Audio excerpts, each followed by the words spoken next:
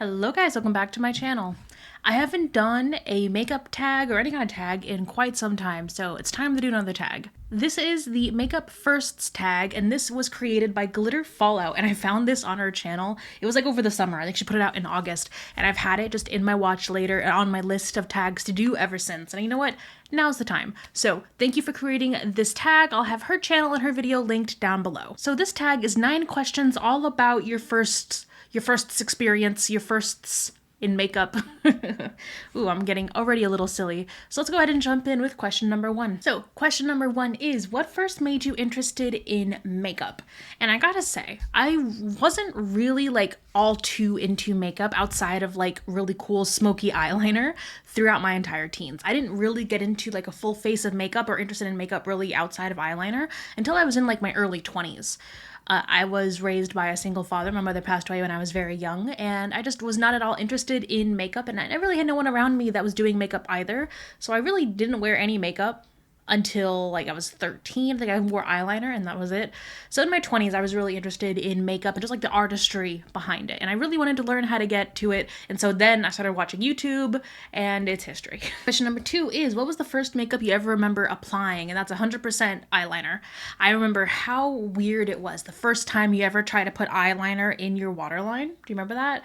So I remember I couldn't put it on myself. My best friend had to sit there and like hold my eye and apply it for me, which probably isn't the safest thing ever. But that was what got me past that hurdle of like applying eyeliner. So ever since then, I wore nice smoky coal black eyeliner. But yeah, that was definitely like the first makeup product that I remember putting on and actually using and enjoying. Question number 3 is, who was the first makeup YouTuber you remember watching? So speaking of YouTube, I went to YouTube because this was the heyday. I want to say it was like 2013, 2013 is I think when I started watching YouTube for actual tutorials. So I would legitimately go, and I wasn't really subscribed to anyone. I would literally type in like blank tutorial and I would watch those tutorials. It wasn't until like 2014, 2015 when I started actually like watching YouTube more often, and I was subscribed to all of like kind of the beauty gurus back then, and I got into the kind of actual beauty community at that point. So I think one of the very first YouTubers I remember subscribing to was Bubs Beauty. I remember she had some videos, some nice tutorials, and then videos about how to take care of your under eye bags. I remember those specifically. So I think it was Bubs Beauty and Michelle Phan. I think were the first ones that I actually watched on YouTube and specifically for tutorials. And then Jaclyn Hill. My, how the times have changed. Question number 4 is, who was your first true makeup muse? Such a good question. I think there were a few in kind of like those early days of the beauty community. I remember Jaclyn Hill, like seeing her like early tutorials were just, she made it look so effortless, and I loved the way her makeup turned out. So I think probably Jaclyn Hill early on. I really liked Michelle Phan, but less so for like the makeup, because I did like more dramatic makeup, but Michelle Phan more so for the ambiance, the way that she kind of had her space and her routines and everything. And then I really got into like some panners. Like LS has always been a big inspiration, and I loved her makeup. I loved the way that she did everything. Unfortunately, quite a few people have just like removed their channels and they're no longer on YouTube. I remember there were a few people that I used to love watching and they just don't post videos anymore. Like Liv loves her makeup. I know she's on Instagram now, but she doesn't post videos anymore.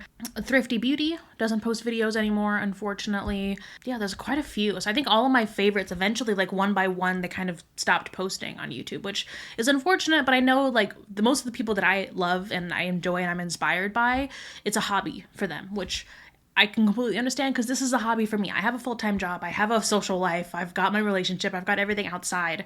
So I can totally understand that eventually it gets to the point where not everyone can continue doing it. It's just a shame, because I really enjoyed their content. So I think those are the people that I looked up to most back then. And then the second half of the question is, who are your current makeup muses? And I have to say, I really don't watch that much makeup content anymore.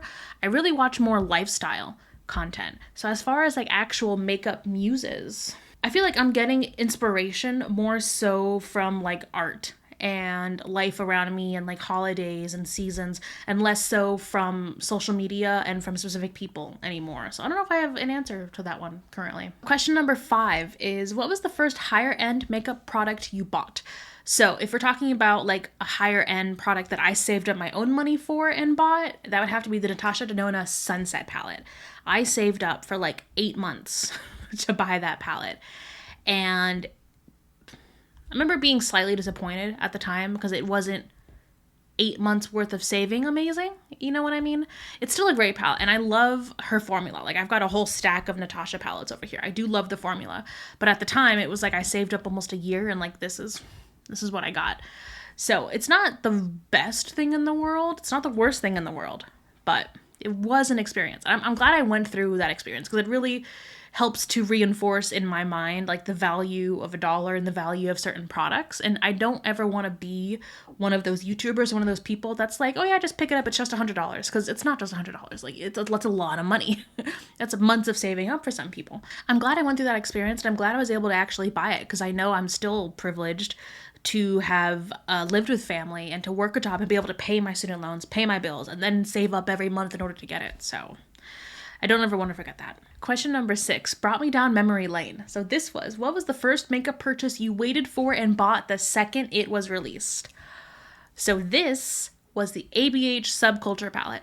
That was the very first palette where like I saw it was teased, it was showcased, they saw the color story, and like literally the day it came out on Sephora, I was on and I bought it immediately.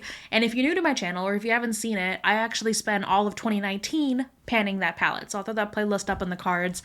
I enjoyed that palette so much. It is, I think, one of my favorite all-time makeup products like ever. I love it. So that was the first one. And I think after that, I did have a little bit more money and I could buy more things as they came out. So, but that was the very first one. Question number 7 is, what was the first time you ever had your makeup done by someone else and did you like it? So I've never had my eye makeup done by someone else, surprisingly. The only time I've had my base makeup done, I went to a MAC counter. It was a few years ago. I think I was on vacation going to visit family in another state. And while I was there, I went to a MAC counter just to get shade matched and also because I wanted to do my base makeup. So at the time this is way before COVID. So I'd gone to the mall, but I'd only done my eye makeup because I specifically wanted to get shade matched at MAC. And while I was there and they were doing the shade match, they were like, do you want us to do, a full face of makeup to match your eyes? And so I said yes. And so I really, really enjoyed it. Nowadays with COVID and everything, I don't know if I'll ever have an opportunity anytime soon to have that done again, but I would be interested just to see how someone else would do my makeup and how different that would be from the way that I currently do it. I know Taylor Wynn does an awesome series like that one. When she travels, she gets her makeup done by a makeup artist in like every city, and she always learns something new or finds some new technique or a new shade or new something to try out. So I would love to try that out at some point. Question number 8 is, what's the makeup product you own that should be the first one thrown out in a declutter, but you just can't do it? So I have one of the first eyeshadow palettes I ever bought, and I still have it in this little box over here. It's the Too Faced Boudoir Eyes palette.